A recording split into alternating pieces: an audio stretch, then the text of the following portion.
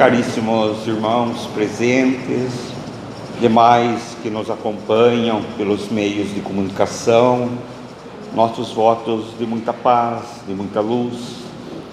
Nós estamos aqui e a doutrina espírita em si, os bons espíritos, nos pedem urgentemente que nós trabalhemos a causa, porque o efeito nós estamos tratando, mas nem sempre estamos atacando a causa do efeito que estamos sofrendo hoje. Mas a ideia hoje, para as nossas reflexões, é falar das leis de igualdade. Para falarmos da lei de igualdade, nós precisamos entender a necessidade da vida social, de estarmos em sociedade. E Deus nos criou para vivermos em sociedade. Mas nem sempre foi assim. Lá atrás, quando nós ainda vivíamos sobre as árvores, quando percebemos que poderíamos ser o predador, quando tivemos o auxílio do falcão, do cachorro, começamos a ser o predador também. E percebemos que a união, a vida em sociedade nos protegia. Então começou a surgir as primeiras tribos, os primeiros vilarejos, e aí não se parou mais, né? Nós vemos grandes cidades, estados, países, nações inteiras. Então hoje nós temos uma necessidade plena de vivermos em sociedade, porque nós não temos todas as faculdades ainda da nossa vida na necessidade de convivência totalmente desenvolvidas, até porque todas elas ainda estão em desenvolvimento, todas as nossas faculdades. E as faculdades, para que nós alcancemos os valores éticos morais, precisamos alcançar o conhecimento. E o conhecimento, nem sempre ela vem só com a teoria, mas vem na prática, principalmente. Quando nós vamos ler um livro, se você quer gravar realmente, como diz Manuel Filomeno de Miranda, eu não acredito que alguém lê sem um lápis e um caderno na mão, porque quando você começa a anotar, você grava realmente na sua mente tudo aquilo que você está estudando. Então aí vamos desenvolvendo nossas faculdades, e o homem não consegue progredir sozinho, não tem como, até porque nos faltam outras faculdades que eu tenho, que você não tem, ou que você tem, eu não tenho. Então estamos sempre precisando do outro. Nós vamos entender logo isto. Então nenhum de nós temos todas as faculdades completas. Se nós pegarmos aqui um mecânico, um eletricista, um mecânico de manutenção, ele conhece o rolamento. Para dar toda a volta daquela bolinha, para dar a volta de todo o círculo daquele rolamento, olha o tempo que leva, né? Então são as faculdades interligando-se, essa necessidade que nós temos. Então, visto que sozinho não aprenderíamos a lei de caridade, de amor ao próximo, como você vai desenvolver a lei de amor, de caridade, se você não tem convivência, se você não tem relacionamento, se você não tem os choques, as contra-ideias? Contra-ideias não é para você discutir, porque eu penso de uma forma e você pensa de outra no mesmo assunto, mas para avaliar. Então de repente você percebe que você está errado. Para isto, então, chegamos na lei de igualdade, o que hoje nós reclamamos muito. Hoje, com esta chuva, eu me lembro, há 38 anos atrás, fomos avisar alguém que tinha morrido, o tio dessa pessoa. Essa pessoa estava dormindo num colchão, no chão, debaixo da mesa, porque corria água dentro da casa dele. Ocorre isso conosco? Percebe?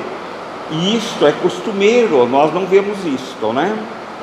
Mas todos nós estamos buscando as leis de igualdade. Mas por que a diferença dessa lei de igualdade? Porque nós somos espíritos que preparamos nossas reencarnações. E todavia, se nós não passamos por uma experiência ou por outra, como progredir? Então as leis divinas, elas foram feitas iguaizinhas para todos nós. Mas se foram feitas igualzinha para todos nós, porque essa desigualdade social, porque Deus não deu para nós as mesmas aptidões iguais para todos nós, porque Deus criou espíritos simples, ignorantes no conhecimento, e precisamos buscar esses conhecimentos. Então aí que nós começamos a ver as grandes desigualdades. A desigualdade, ela não está porque Deus quer, porque nós nos atrasamos. Não existe numa empresa a pessoa, ou numa casa espírita como esta, o eficiente que faz tudo o que você pedir, e o eficaz que faz mesmo sem você pedir. Percebe a diferença? Esse eficaz está mais na frente. Mas por quê? Ele é assim porque ele quer ser? Não, porque ele aprendeu a ser eficaz, fazer as coisas sem ninguém pedir. Se tem uma pedra, eu cato ela e põe no lugar certo. Por que eu vou deixar isso eu vi a pedra? O eficiente é só se você mandar e tira, senão não. Assim somos nós com relação ao nosso desenvolvimento intelectual, moral, espiritual, das nossas faculdades. Então, alguns têm mais vivências, por isso ela está mais na frente, outras menos. Nós vamos buscar no livro Consolador, prometido de Emmanuel, que é o maior analista do Evangelho de Jesus. Ele diz que Jesus é um dos espíritos que evoluiu em linha reta, sem desvio, o que não é o nosso caso, que encarnou na terra, que evoluiu em linha reta, em outra ordem, só Jesus, que é o nosso governador planetário, né? Então, essa diferença está na vontade do seu livre-arbítrio. Eu posso ser mais ou ser menos, eu posso ser mais eficaz ou só eficiente, eu posso evoluir mais rápido ou estacionar. São aptidões que eu tenho, é a variedade. Mas essas aptidões, que um tem mais, que ele evolui mais, que ele faz mais, consiste no mérito de cada um. É um mérito que você tem de você fazer mais do que o outro por vossa própria vontade. Ninguém exige aqui na escola que vocês participam, nos estudos, você tem que ser. Não. Passa seu ensinamento para nós e cada um pega a dosagem que ela quer. E você faz ou não faz. Então o mérito é de quem faz, né? Então é assim que cada um tem um papel útil na sociedade. E esse papel útil que nós falamos na sociedade, nós usamos esse termo, né? O gari. Ninguém olha no gari porque eles são todos meio malucão, corre, né? Mas eles pegam e resolvem ficar 15 dias sem recolher o nosso lixo. Como fazemos? E nós, avisando já, procuremos baixar isto, que nós por ano, na média, jogamos 38 quilos de alimentos fora, cada um de nós. Aquele restinho de comida, um pedacinho de pão, uma bolacha, um pouco de café que você joga. Percebe? Na Alemanha, você chega lá, ele fala: o senhor toma chá? Toma o chá. O senhor toma uma xícara ou duas? Faz o que você toma, não se joga. Percebe? Então a gente começa a perceber que a desigualdade está na aptidão, nos valores que você vai buscando. Então, nós vemos a importância de todos nós em qualquer posição que estejamos. Ah, mas o empreendedor, o cara rico, o patrão, quem quer estar no lugar do empreendedor? É um dos papéis mais difíceis, mas nós invejamos. O empreendedor precisa do colaborador, mas o empreendedor precisa da experiência para ele aprender a dar valor. O colaborador, que é o empregado, a gente já mudou-se de nome, evoluiu. Quem diz que talvez ele já não foi empreendedor e não valorizou o suficiente e agora está na posição de colaborador para aprender? Aquele rico que nessa existência é um pobre, que malemar ganha o suficiente para a autossubsistência. Quem diz que ele já não foi rico e não valorizou também?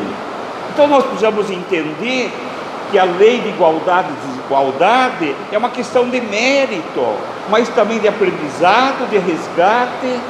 E resgate não é sofrer, resgate é resgatar uma dívida. Você não vai lá, não compra um carro em 80 meses, alguém já comprou um carro em 80 meses aqui? Aí você fala, meu Deus, que loucura que eu fiz. Quando paga a última, você não fica feliz porque você resgatou. Aí você diz, nunca mais entro nessa.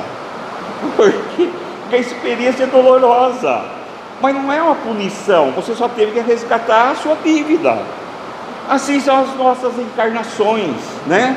Na posição que estamos. Então cada qual está dentro do papel como experiência, porque teremos experiência em todos os setores da vida, que a vida exige para o progresso do espírito em si. Então nós começamos a entender, mas na próxima existência eu quero ser espírita.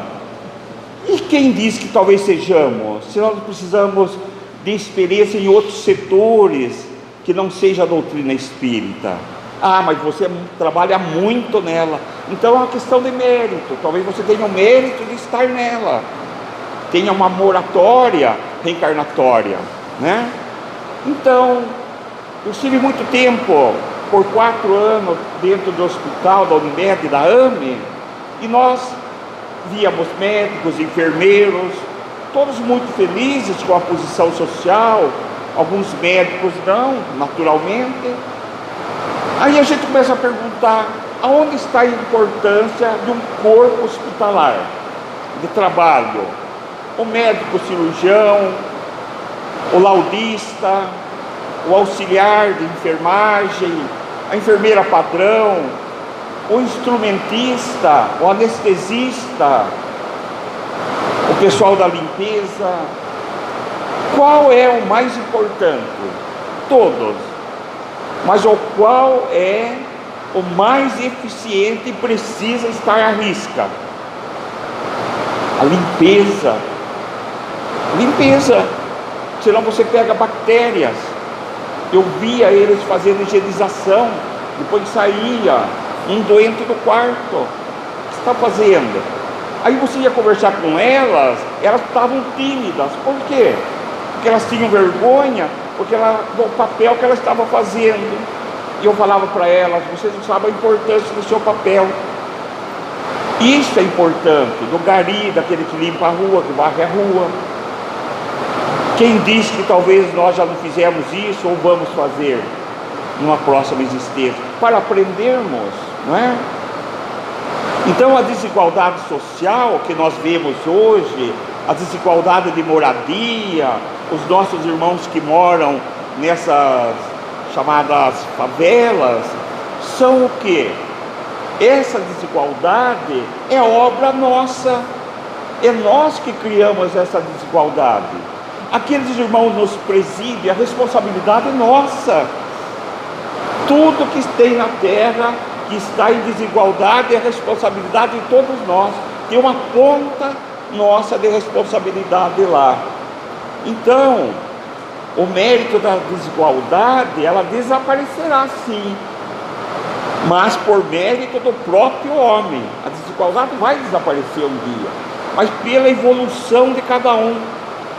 Nós pegamos aqui em Piracicaba todo o dinheiro arrecadado do IPTU e dividimos para todo mundo. Como que fica Piracicaba? Ela tem que estar na mão de um administrador. Mas ele pode ser corrupto, pode não aplicar bem o dinheiro. Mas se nós dividíssemos, nós não estamos preparados ainda para assumir essa lei de igualdade. Nós ainda precisamos avançar muito. Nós precisamos eliminar o egoísmo e o orgulho, a pretensão de superioridade, os milindres da vida. Por isso ocupamos posições que nos levam a desenvolver esses valores, não é? Então, de eterno e imutável, só tem as leis divinas, que é para nós observarmos atentamente. Então, a desigualdade, que tem sua fonte, no homem, no orgulho, no egoísmo, como nós falamos, só teremos só eliminaremos um dia essa desigualdade pelo mérito, pelo trabalho, pelo estudo, pela dedicação. E um dia poderemos avaliarmos, mas em valores morais, porque hoje ainda nós avaliamos pela posição social, pelo dinheiro, pelo que você tem ou deixa de ter. Você vê isto pelo preço do seu celular. É mentira? Então nós precisamos começar a fazer modificações em nós. E aí nasce em nós, muitas vezes, a inveja do outro que tem, que nós não temos. Mas quem disse que nós já não tivemos? Então você está numa posição que precisa estar, porque a perturbação na sociedade são as desigualdades sociais. Pode-se ver como as pessoas falam: olha, aquele tem muito, não tem nada, coitadinho. Mas não dá para ser dividido ainda. Em outros mundos mais avançados já há igualdade, mas a evolução é muito grande. Nós ainda estamos num planeta ainda de aprendizado, de prova, expiação e resgate de débitos, não é? Então a riqueza, essa desigualdade das faculdades é natural por causa da nossa maneira de ser e pensar, porque nós pensamos só em nós ainda, ou no máximo nos nossos filhos, né? Mas nós vemos aí muitas pessoas buscando os meios de sucesso, mas nós vemos pessoas participando, sendo velhaco, rouba, trapaça, e vemos o sucesso dessas pessoas. Aí nós vemos os frutos das paixões que eles também utilizam, enquanto a honesto, aquele que passa por dificuldades, que trabalha honestamente, passa por tribulações, paga todos os encargos e patina. Quem diz que este já não foi velhaco na outra existência? E que esse que está sendo velhaco hoje vai ter que espiar isto, porque ele não pode tomar o que é dele.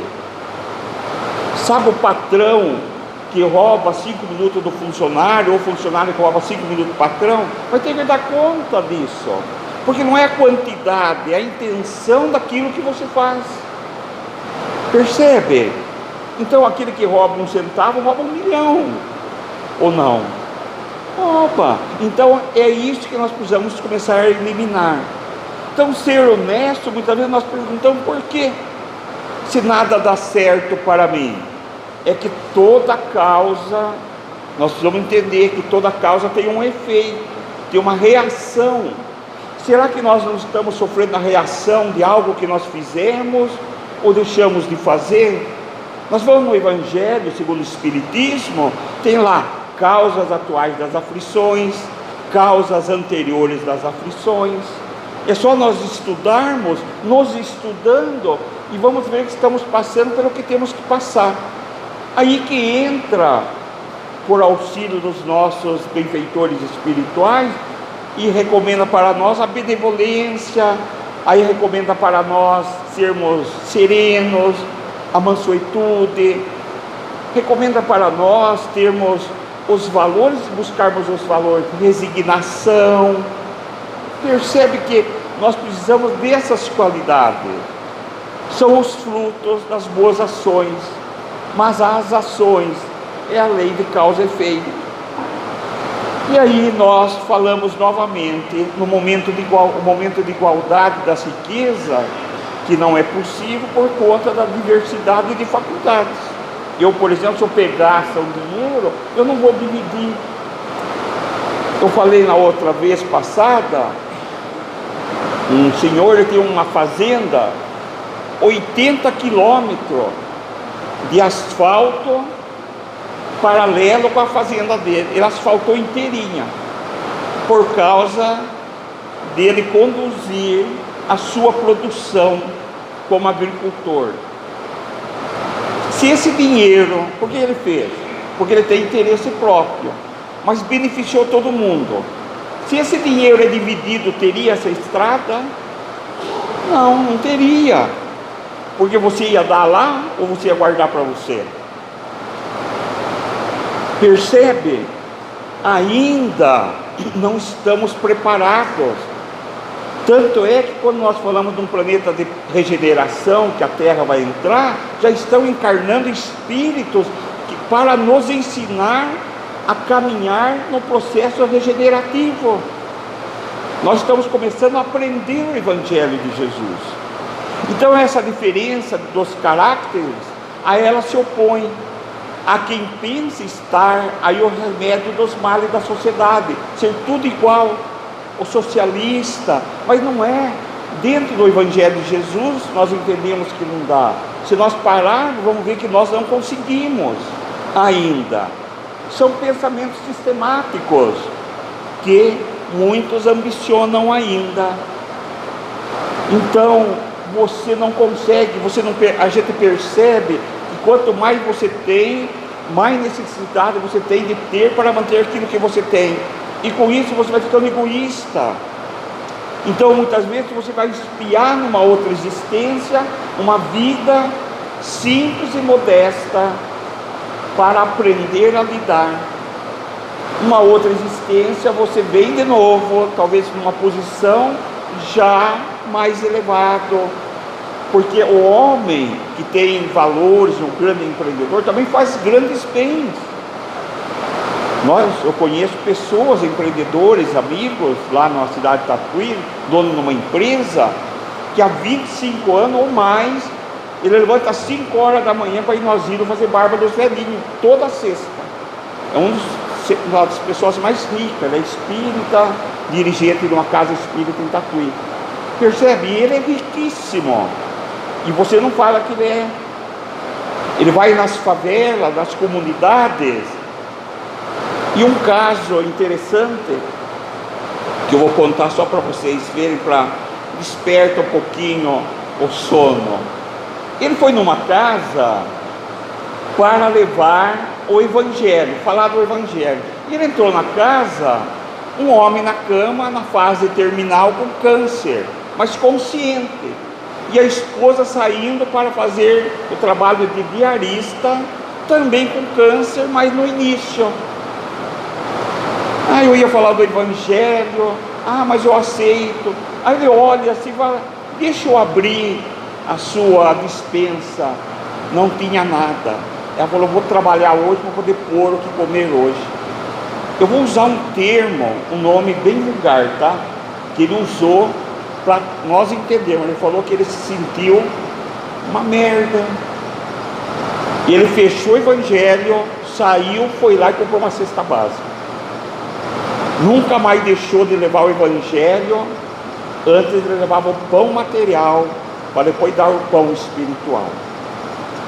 Assim Jesus fazia conosco, não era? Então, as leis divinas estão em tudo, em cada um, segundo as nossas obras. A igualdade que nós sonhamos da riqueza nasce do mérito, da conquista, do trabalho, da renúncia. A fonte de desigualdade está nas faculdades que eu ainda não adquiri. Como eu queria falar igual o Divaldo. Como? Eu não tenho as faculdades que ele tem, eu nunca vou falar igual o Divaldo. Percebe?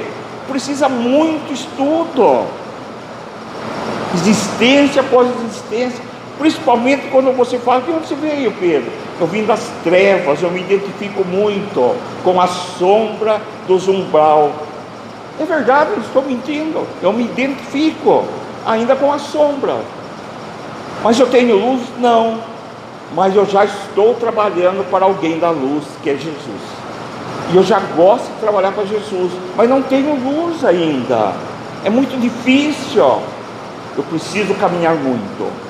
Então essas fontes das desigualdades, muitas vezes não adquiridas ainda. Às vezes são provas, expiações, resgate de consciência, aprendizado, que nós planejamos. Vir rico, vir pobre. E o rico sofre tanto quanto o pobre. São muito mais difícil a faculdade do rico, do empreendedor, do que do pobre. Mas o pobre tem inveja, que é muito ruim. Mas o rico sofre tentações que o dinheiro pode comprar, todas as paixões do mundo, não é? Então Jesus não disse para nós que na terra haveria choros e rangeres de dentes? Então, no nosso planejamento reencarnatório, nós participamos dele, sabíamos que íamos passar por isso, sabíamos que íamos sentir ciúmes, sabíamos que ia ter dificuldades se somos empreendedor ou um líder, nós sabíamos disso tudo e precisamos aprender a lidar. Então, um empreendedor tem a oportunidade hoje de fazer muito mais bem se ele entender. E o pobre também pode ser um grande colaborador e ele pode mudar seu planejamento reencarnatório, como o rico também pode. Depende de cada um, do propósito que você tem, do mérito de cada um, das aptidões, da renúncia, né? Então nós pedimos isso, nós pedimos para nascer como estamos aqui, cada um de nós, na posição que estamos, na condição social, na religião, os pais, a cidade, o Estado, o país. 80% da sociedade brasileira é europeia. Sabiam disso? Como foi constituído o nosso país, né? Descoberto pelos portugueses. E aí começou a vir. Então, 80% da população brasileira é europeia. E aí, cada um passa pela prova ou expiações diferentes que precisa. Mas quantos caem nas privações e nas misérias por sua própria culpa? E qual é a prova mais difícil, então? Tanto da riqueza quanto da pobreza. Muito mais da riqueza. Então, o que nós gostaríamos de entender? Que nós nunca invejemos a posição do outro. Quando nós vemos um empreendedor, oremos por ele. Quando vemos um morador de rua, oremos por ele. Quando vemos alguém escravo das drogas lícitas ou ilícitas, oremos por ele. Quando vemos um funcionário com ciúme, oremos por ele. O gari, oremos por ele. Percebe que nós vamos ganhando força interior, e é visto pelo plano espiritual como um dos mais grandes da terra, aquele que intervém pelo outro em oração. É bonito de ver de lá para cá aquela pessoa que está intercedendo por alguém em oração. Nós precisamos pensar nisto, nós precisamos começar. Para terminarmos essa parte, eu só queria falar uma coisa que também ocorre muito isso, ó. Casais, homem e mulher. A mulher hoje querendo fazer o papel do homem, o homem da mulher. A mulher tendo que sair trabalhar para ajudar o homem em casa. A gente se vê hoje tudo muito caro, então ela sai, tem que sair, infelizmente, né? Ainda está assim. Então, a divisão também do homem ajudar a mulher em casa, como a mulher sai fora ajudar o homem. Mas qual a diferença dos dois? a força física, a proteção, protege, e a sensibilidade, o amor, o carinho, a dedicação da mulher. Então, direitos iguais, só funções diferentes. Direitos iguais, funções diferentes. Qual a função do homem? Proteger, auxiliar, amparar. Da mulher, criar, educar, conduzir, ensinar.